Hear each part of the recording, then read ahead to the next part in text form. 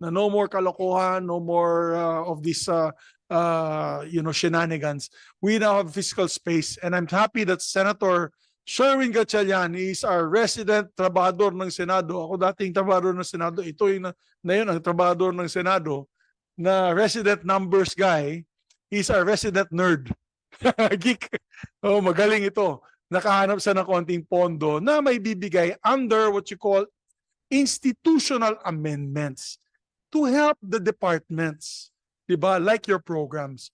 So I'm making this appeal, Senator Sherwin, I am begging you, if I may make the motion, of course, before you approve the budget, I'll just make a motion, a standing motion before you approve the budget, that we approve it with an additional budget for the department. Yun po, Mr. Chairman. Thank you. Alam niyo, Secretary, 2 buwan na ho kami nag-hearing dito sa mga budget ng iba't ibang ahensya. Pero first time, ang majority leader pumunta para sa budget ng Department of Agrarian Reform. First time talaga. Kasi sinabi ko, Mr. Chairman, sabi ko, ako naman kasi ang nakatutok sa floor. The majority leader for the whole 2 weeks, I'll be staying up to 2 in the morning. I'll be opening it and of course ending the sessions. The chairman, depending on what he is sponsoring, and the other vice chairman will help him. Pero ako 2 weeks ako dyan. Kaya sabi ko sa kanya, dito sa committee level, di na ako sa subcommittee level, di na ako mag-attend. Except for yours, my friend. Thank you. Ano talaga? Tsaka, alam nyo, ako, sinabi ko kanina, Majo, kay Secretary na, to be honest, yung mga legislators na galing ng syudad, katulad namin, hindi namin na feel ang DAR. For obvious reason, kasi Valenzuela is city. But mga legislators galing ng Bukidnon, galing ng rural areas, galing ng provincial areas, nafe-feel nila yan, no? At kaya yung sinabi ng ating majority leader na maganda yung ginagawa ng DAR, ako naniniwala ako doon dahil kitang-kita nila yon every day, day in, day out, pag nasa ground si majority leader Zubiri, nakikita niya talaga. Kaya naniniwala ako na itong mga pinresenta ninyo ay talagang nangyayari, no, sa ground, no, at nafe-feel at marami tayong natutulungan. So with that, I just have a few questions, no, para lang malagay natin on record. Lalo na yung nakita ko lang to, Secretary, na ang original proposal ng DAR is 28 billion. But ang nabigay ng DBM is 17 billion. No? So ano yung mga nawalang o ano yung mga hindi nabigay na mga items? Request to ng department. So ibig sabihin importante to, but obviously because of fiscal space hindi na naibigay lahat. No? The biggest portion there is our support services for our farmers. Kasi it is not only enough, hindi ho sapat na lupa lang ho ang ibibigay natin sa ating magsasaka. Lalo ho ngayon, itong climate change, ang laking dagok po nito sa ating mga magsasaka. Kaya ho, yung para sa mga support services ho, at tulad doon ng sinabi ko kanina, napakaganda po ng implementation natin sapagkat merong participatory ito, transparent, at saka may accountability po, kaya makakaasa po kayo na kuwan ho. Nandun ho, the biggest bulk is in the support services. Of course, Your Honor, if your time will merit, our Undersecretary Ami Sangkopan, who was once upon a time also a congresswoman, she's a heavyweight public servant, Your Honor, one of our heavyweights in the department. If you will allow her to explain briefly, if your time merits, Yes, Your Honor. para malagay rin natin Please. on record. Honorable Chair and Senator Migs, with the indulgence of our beloved Secretary, actually, I need not answer because basically what the secretary said is the needed, what was removed from our budget proposal. That's our tier 2 amounting to 11.5 million, and bulk of that, which is 9.365 billion, goes to support services, and some amount for general administration and support, and an addition of around 0.071 for support services. Mami, if I may, Mr. Chairman. Yeah, para just to help the chairman, target mo na kung ano, kasi kung makakakuha tayo ng budget, let's say we add additional 1.5B. Make sure which item you already wanted done to help the chairman. Identify nyo na para hindi na tayo mag short guess, no? Kayo nang bahala. Yes, Your Honor.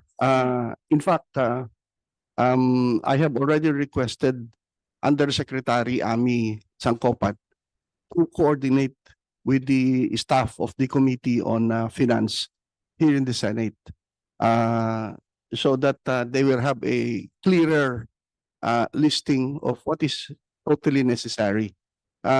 In fact, yung additional sana na yon, suntok sa buwan yon. Ganun naman tayo lagi every time we propose, kung mapagbibigyan lang. Pero handa naman ho kami makipagtawaran ho, which I hope we will have a special place in your hearts, Your Honor. And thank you in advance. Thank you in advance. Thank you, Mr. Chairman. Secretary. And I would assume itong mga request nyo will focus on the support services. Ito yung tinatawag nating Agrarian Reform Beneficiaries Development and Sustainability, no? And naintindihan ko na itong program na ito, hindi lang tayo nagbibigay ng lupa, tinutulungan rin natin sila maging productive, no? Sustainability, kasi kung binigyan natin lupa, wala naman sustainability, wala rin mangyayari, no? At That, Mr. Chairman, that's actually the situation of other administrations. Yung pagbigay po lamang ng lupa at yun lamang ay biglang nababaon pa sa problema ang mga magsasaka. Dahil nagkakaroon pa sila ng utang, wala silang binhi, wala silang fertilizer, wala silang traktora, wala silang karabaw. So nangyayari, imbis na naging farm worker sila, binigyan mo ng lupa, lalong nagka-problema pa sila. And that's where they come in. That's the job of the DART, to make sure that these agrarian reform beneficiaries and communities, ARCs, are monitored by their technicians. And that's where they're good at. We have no complaints in the province and in the region with their handling of the ARCs. Kaya happy sila. So we thank them for that. And that's a short explanation of why the Agrarian Reform Department is very important. Kasi kung wala po, mababaon sila sa utang, minsan binibenta nila yung lupa na hindi nga dapat nila ibenta kasi kanila dapat yun. Pero, or piniprenda. And dyan sila babalik muli sila sa kahirapan dahil wala na nga silang lupa, na ano na nga sila, wala pa silang trabaho. So, kawawa po sila. So, that's why the support services is a good way of putting the funds also, Mr. Chairman. Thank you.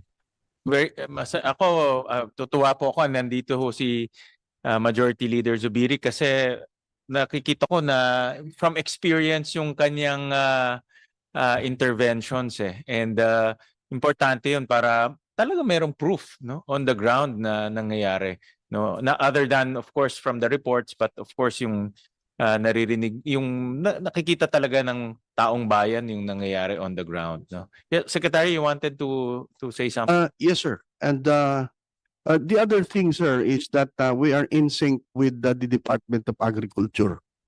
Nag-uusap kami lagi ni Secretary Kiko Laurel na hindi ho kami nagkakaroon ng overlapping.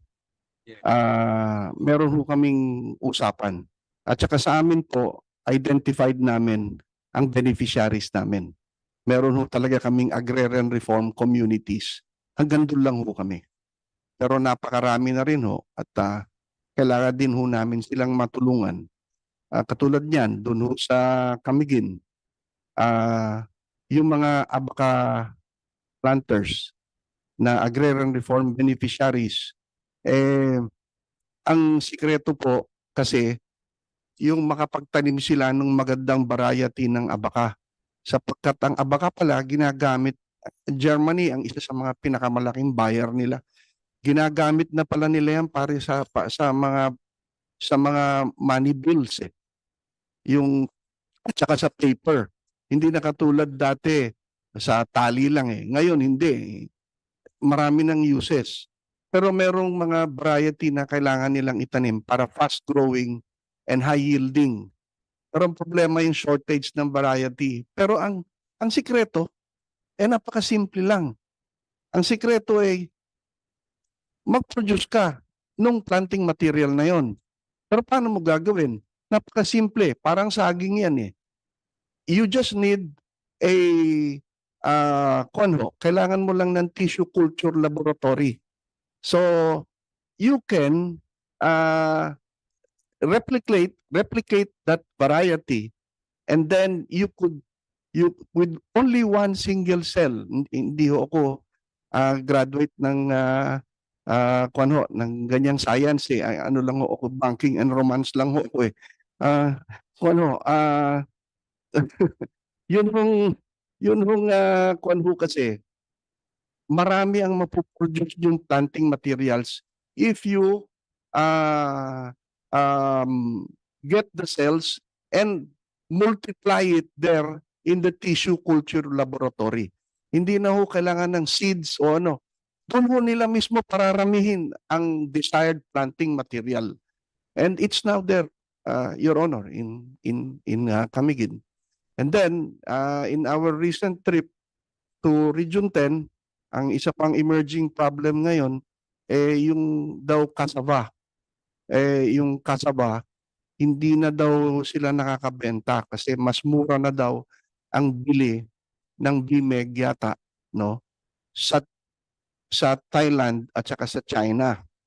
So, meron ding solusyon dun, Your Honors, pwede nating gawin yan na parang rice, gagawin nating flour, and then merong machine na lalabas siya, rice shape na siya.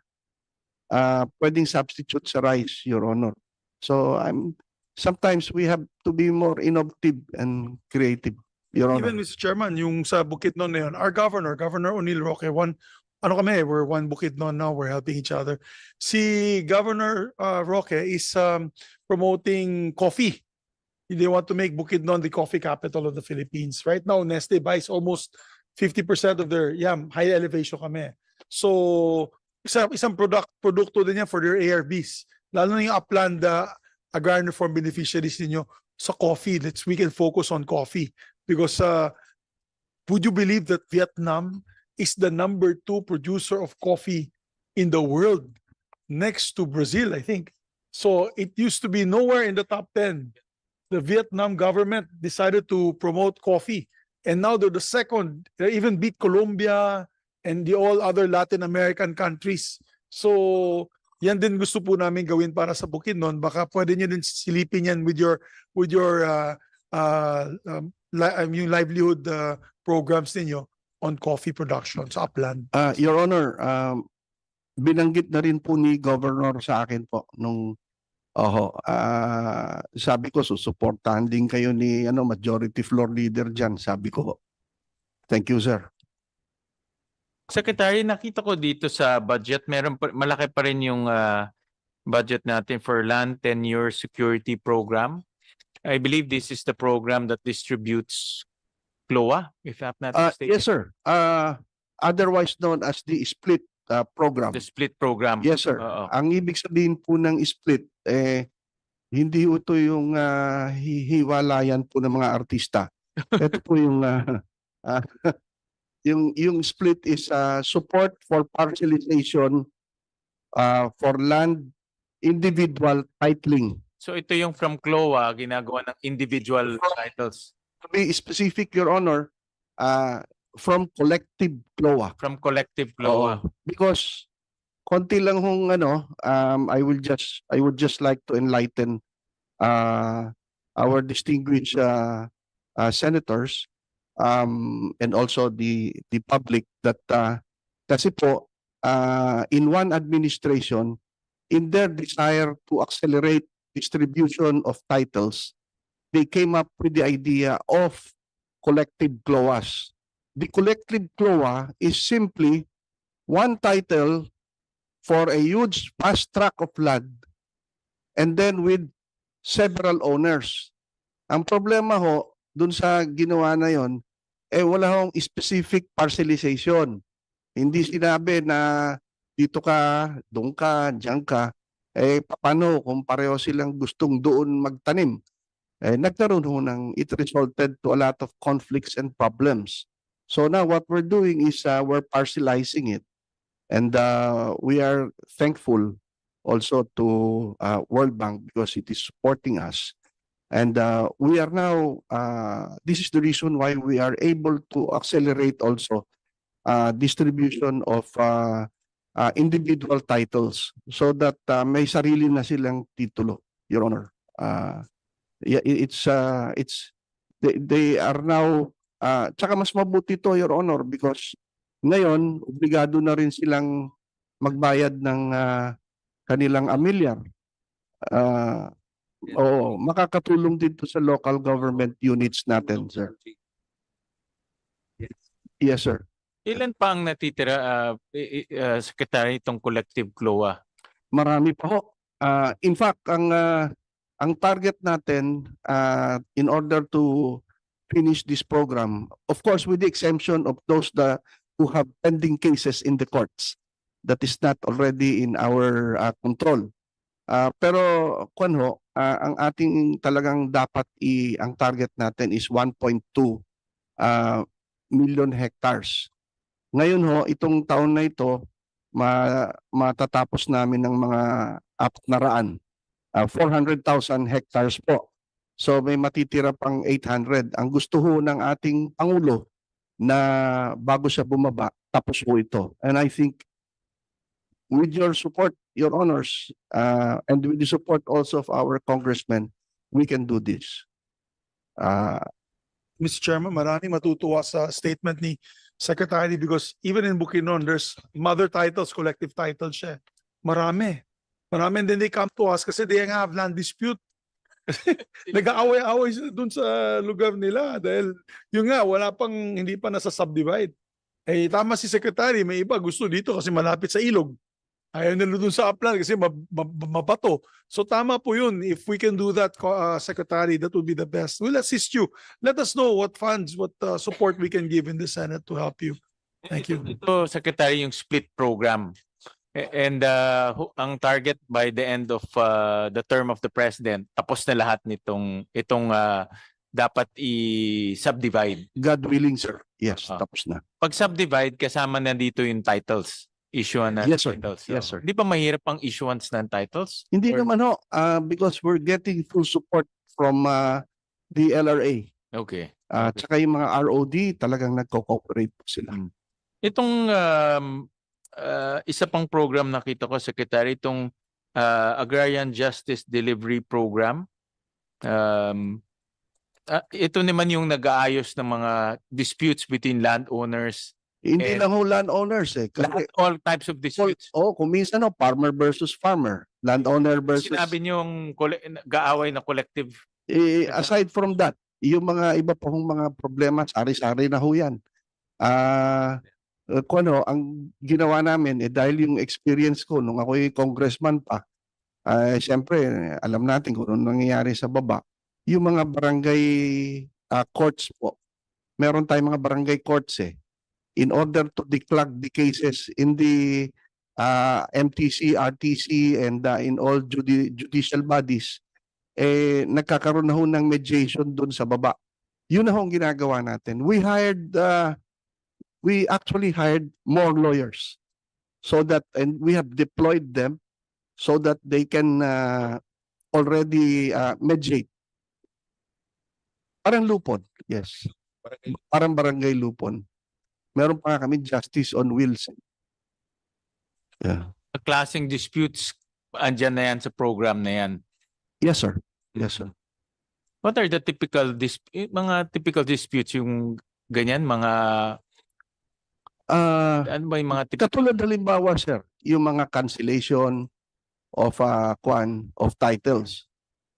tenant landlord, mga ganon. At saka yung marami. Yan, yung mga cancellation of titles din, yung mga ganyan. Kung pwedeng ayusin na doon. Kung minsan naman kasi, yung ibang dispute, katulad dito, hindi namin mapaupo. Yung hindi makaupo doon, natalo na nga yung landowner hindi pa rin makaupo. Pinaupo na namin sila. Ginamitan na namin ng humingi kami ng tulong sa ating mga police. So nakaupo sila katulad yan sa Nueva Ecija. And yes, yung boundary disputes, mga ganyan. Oh, marami ho. Kaya ho, now we're doing it. We're doing it, sir, and because we have your support, we have the support of Congress and the President. Medyo gumagaan po. Noon po ang tawag sa amin Department of Away and Reklamo ngayon ho, mas maganda na ho ang tawag sa amin.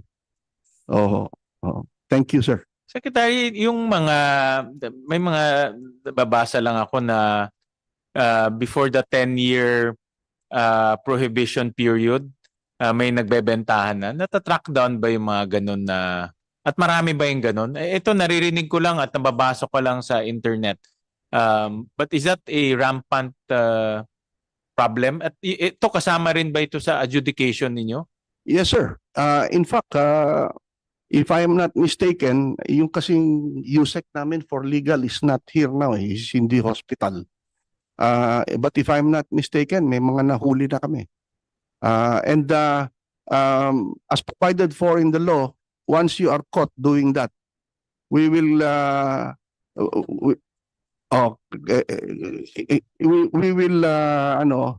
we will cancel your title and then award it to another beneficiary. Because there is provision in the law that upon receipt of your title, you have to wait for 10 years before you are able to sell it. Kailangan ng 10 taon, Your Honor. Waiting, tinutulungan naman sila ng gobyerno, 'di ba? Diyan papasok na yung support services, no?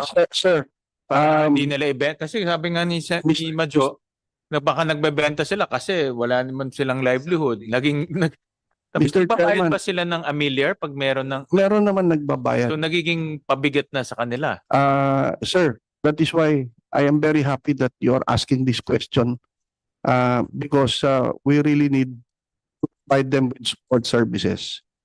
If I will cite the ASEAN countries, Your Honor, especially Thailand, the support that they have given our farmers their farmers is tremendous, Your Honor. In other countries here in ASEAN area, ASEAN countries, Your Honor, malaki ang support services na binibigay, ang subsidy sa power and agriculture. Perhaps here in our country, if we can also do that to our farmers.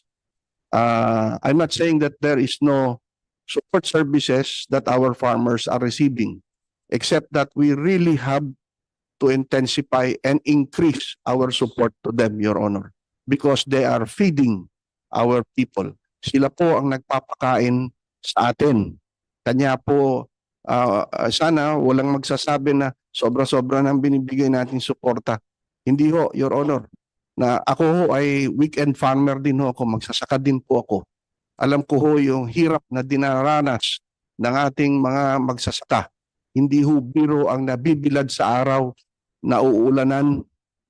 Hindi ho biro yung sinisingil ka ng utang at pagkatapos sa kabilang dako, ikaw naman ang nagpapakain sa ating bansa. It's never enough. We have to support them. Kasi ho, kapag tumigil na hong magtanim ang ating mga magsasaka, uaasa na ho tayo sa mga dayuhan at ayaw ho natin yon. Food security is national security, Your Honor. Thank you, Secretary, for that. Doon sa support services, which particular alam ko marami kayong program no, sa support. So which particular program or which particular project dun sa support services tingin yung pinaka-effective? Your Honor, yun hong mga farm-to-market roads po. Importante po yun. So that hindi na ho kawawa ang ating mga magsasaka. Sapagkat kung masama ho yung daan, yun lang nga ho nung na-experience namin ni Senator Mig Zubiri, nanganak yung buntis po, napangalanan pong Brina, yung yung bata. Palagay ko may asawa na rin yun ngayon. Oo. Yung farm to market roads po, yung bridges importante rin po. Yung irrigation importante rin po, ang irrigation projects. At saka, syempre ho, yung mga farm machinery and equipment.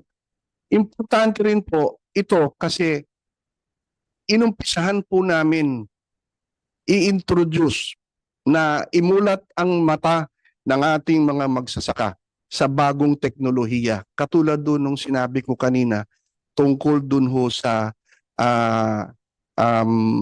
tissue culture laboratory ho. At marami pa ho. At kasi ho, kung yun lang lupa na binigay natin sa kanila, magsasaka sila, hindi ho sapat yun. Kailangan turuan din natin sila to go into livestock. Mag-alaga sila ng baka. Pero dapat yung tamang pagkaalaga din ng hayop. O kaya marami na hong bagong teknolohiya ngayon. In fact, pwede ka nang mag-fish pond na ang ginagamit mo tarpaulin lang. Yan ho mga bagong teknolohiya na dapat natin ituro sa atin mga magsasaka. Yan ho mga support services na ibinibigay natin. Actually, yung farm to market road, although it's being demonized now, Mr. Chairman, due to overpricing, which is you're absolutely correct pointing it out. Kung pwede tayo gumawa ng standard amount per kilometer, tapos yun ang gagamitin, wala nang variation ng double price, triple price. Maganda yan because Bukidnon, right now, the PSA has come up with its numbers. Bukidnon is the highest contributor to the agriculture GDP of the country. 6.9% ang output. So 6.9%. So ang ginawa po namin napakasimple. We put roads in all the barangays now. So whatever amendments that we had before, yan nilagay namin po sa mga barangay roads. And dahil dyan, dati yung pinuntahan namin na 1 oras bago umakyat doon, ilang kilometro lang yun. Ngayon maganda na, yung binabayaran nilang tracking, dati walang truck doon dumadaan, puro kabayo, at hauling na cost nun is 2 pesos per kilo. Ngayon, 25 centavos per kilo na because a 10-wheeler truck can go and pick up the produce. So it really helps. Basta done properly, the farm to market roads, it really helps the farmers. Ang laking bagay sa kanila. In the hauling cost alone, imagine from 2 pesos and 50 centavos per kilo of corn, lalagay nila sa likod ng kabayo or motor. Kasi hindi nga makadaan yung truck o sasakyan. Pag may may kalsada na, yung truck, they will charge, of course, because of it's a bigger vehicle, 25 centavos lang per kilo ang charge ng hauling to go to the market. So it's really a big help, the hauling cost. And that's what Bukidnon improved because we focused on our roads. And that's why we are now we're the highest in all the provinces, higher pa din Isabela. Naloko ko si Speaker, kasi si Speaker D is from Isabela. So we beat them in terms of agricultural output in the GDP growth rate for agriculture sa Bukidnon. This year, we're hoping we can sustain next year. Mga projects like farm to market roads, kung mababantayan at ma-execute na mabuti, talagang malaking maitutulong sa probinsya No, I think yan ang importante. Kaso lang, yun na nga, no? May mga cases na hindi tama yung ginagawa. But kagaya sa Bukidnon na even yung mga education programs sa Bukidnon, napababa yung poverty rate. So, yung mga projects done properly, malaki talaga may tutulong sa isang probinsya. But I understand also na sa DAR, iba rin yung farm to market roads, iba yung inyong execution, kaya nababantayan mabuti. Tama, Secretary? Yes, sir. Katulad po ng sinabi ko kanina, may participation po yung mga agrarian reform beneficiaries natin Kaya ho, merong nagiging participatory, transparent, tapos may accountability rin ho. At saka, ang kaigihan ho nun, ang instructions ko po sa ating mga Municipal Agrarian Reform Program Officers, ganun din sa mga Provincial Agrarian Reform Officers, and also with the regional directors, siguraduhin na lagyan yung mga farm-to-market roads natin ng side protection works. Sapagkat kung wala ho nun o walang drainage, pag umulan, yung tubig papasok yan. Pag pumasok yan, maghahanap ng paglalabasan niyang tubig. Nai-scour gayon yung support ng simento. Hindi natin namamalayan na yung palang sa ilalim ng simento, wala na pala, wala nang support. Pag dumaan ang mabigat na sasakyan, magka-crack po yun. Kaya kailangan lagyan po ng support services. Ang isa pa ho, kung bakit ho tinututukan ho namin ito, because it also pump primes the economy in the local area. Kasi ho, itong mga farm-to-market roads na ito, ginagawa ho ito sa mga liblib na lugar. Yan ho ay, ang instructions ko po, kausapin nyo kung sino man ang mananalong kontraktor na kapag may project tayo dyan, yung unskilled workers, siguraduhin ninyo na kukunin ninyo dun sa barangay upang magkaroon ng employment opportunity o karagdagang trabaho at kita ang ating mga magsasaka at ating mga kabaranggayan, mga ganun ho, mga nakatira dun sa barangay. Kaya ho, it also pump primes. Every government, I subscribe to what you say, Mr. Chairman, that if implemented properly, it's supposed to, every government spending will pump prime our economy, and it should pump prime our economy. Actually, Mr. Your Chairman, Honor. Mr. Chairman, I'd like to put on record, nauna yung DAR sa farm-to-market road na semento. Kayo nauna, hindi DA. DA only followed. Yung ARC ninyo sementado. That's why, palakpakan na naman sarili nyo. Totoo yun, Mr. Chairman, kasi yung mga rice farmers namin sa Bukidnon, yung sa Maramag, sa Valencia, sa Malaybalay, yung Lower Malaybalay, lahat yun may sementadong kalsada. Tinanong ko, saan galing? Ito, ano ba? Sa congressman ba to? Sa mayor? Hindi po, agrarian reform beneficiaries to. ARC Cemento. Yung DA pa nun, ano lang, yung gravel road lang, yung all-weather road. Kaya dyan nang kakalukuhan dati nun, yung, ang tawag dyan, lalagyan lang ng limestone lang. Yung farm-to-market road ng DAR, Mr. Chairman, believe ako because aside from the NIA putting the canals there for the farms, sementado yung cement road, yung rice areas nila, sementado yung kalsada. So sabi ko, ganda, dapat ganitong ang DA. And then DA followed suit. In fairness, DA followed suit, I think, last administration, the latter part, and this administration for sure, it's all with Kiko na, it's all cemented roads. But nauna po ang DAR. That's true. Lahat ng ARCs nila, ang gaganda ng irrigation, yung cement roads, yung partition ng mga properties and all that. Maganda. You should actually visit, Mr. Chairman, one time, an agrarian reform community na properly done. You'll be really impressed.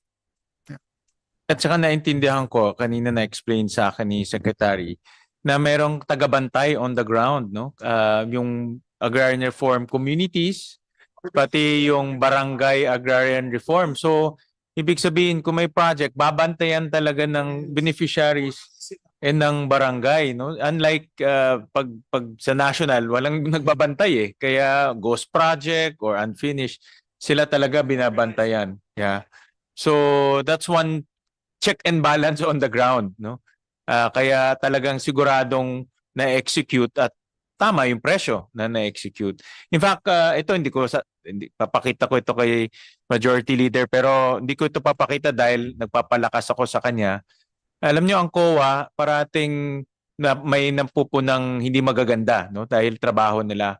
Pero in Bukidnon, nabasa ko lang, no? Sabi nila out of the 63 respondents, 59 or around 93 acknowledge easier access of their livelihood to the markets as the FMRs were constructed, and majority noted increased revenues due to either higher sales volume or lower transportation.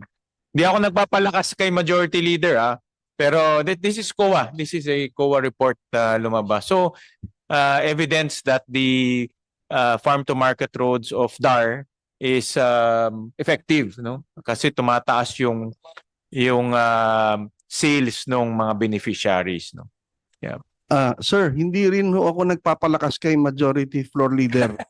Pero in fairness also, sir, may I take this opportunity to thank him also because he has been guiding the agrarian reform communities also in Bukidnon. If you will remember, you have introduced to us some people who have guided us also, and I think nakausap nyo itong mga agrarian reform communities na ito na who really deserve the attention. Kaya ho, partly rin ho yan kasi ho, may credibility yung advice na binibigay ho ng ating mahal na Majority Floor Leader. Yes, sir. Sa Bukidnon may isa pang tagabantay. Ito yung tagabantay. Hindi papayag yan ng... Siyempre, hindi papayag. Si Senator Zubiri, hindi papayag yan na bulok yung project tsaka ghost project. Siguradong babantayan yan. No? So that's the... Kaya maganda na napag-usapan to so that when we increase the budget of DAR, ma-justify natin kung bakit kailangan. Lalo na yung mga magaganda. Alam niyo yung mga COA reports na magaganda kasi we read the COA reports. Bihira talaga yung mga ganitong magagandang comments. And mga ganitong panahon, Majority Leader, kailangan natin ng good news eh.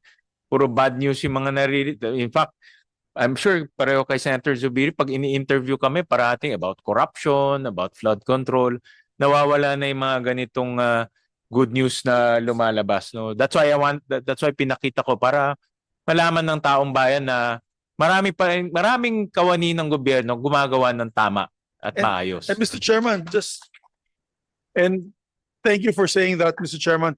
And hindi lang Bukidnon po, maraming agrarian reform beneficiaries, even in Central Luzon, Nueva Ecija, Pangasinan, so many areas na where there have agrarian reform beneficiaries. They're organized kasi, Mr. Chairman, yan ang maganda sa kanila. Hindi sila kalat na farmers na, sige, bahala na yung taniman nila doon. Ito, organized sila, and they have officers in every agrarian reform community that you go to. In the barangays that I visit with my wife, makikita mo talaga na ang kausap mo yung leaders ng agrarian reform community, yung ARC, and then yung bibigay sila ng request na additional assistance, ganyan. Pero yan ang kagandahan, hindi isa-isa. They really organize as a group. And many of the cooperatives are actually agrarian reform beneficiaries. That's why they're partners also with the cooperative sector. Kaya talagang money well spent ito, Mr. Chairman. Dagdagan natin pondo ng DAR kung pwede. Thank you, thank you. So, wala na po akong katanungan. Majority Leader, you do the honors. I'd like to move, Mr. Chairman, that we approve on the committee level the budget of the agrarian reform with additional funding, Mr. Chairman. Paglabas na po sa plenaryo. There being Thank you. There being no further questions, the budget of the Department of Agrarian Reform is now deemed submitted for plenary's consideration with the motion of additional support to the Department of Agrarian Reform. So maraming salamat. Thank you. Maraming salamat po, Mr. Chairman, Mr. Majority Floor Leader, at hindi na ho napapatid ang utang namin sa inyo. Maraming salamat po na we are able to do these things because of your support. Nandyan ho kayo sa likod namin, malakas pong loob namin. Salamat po.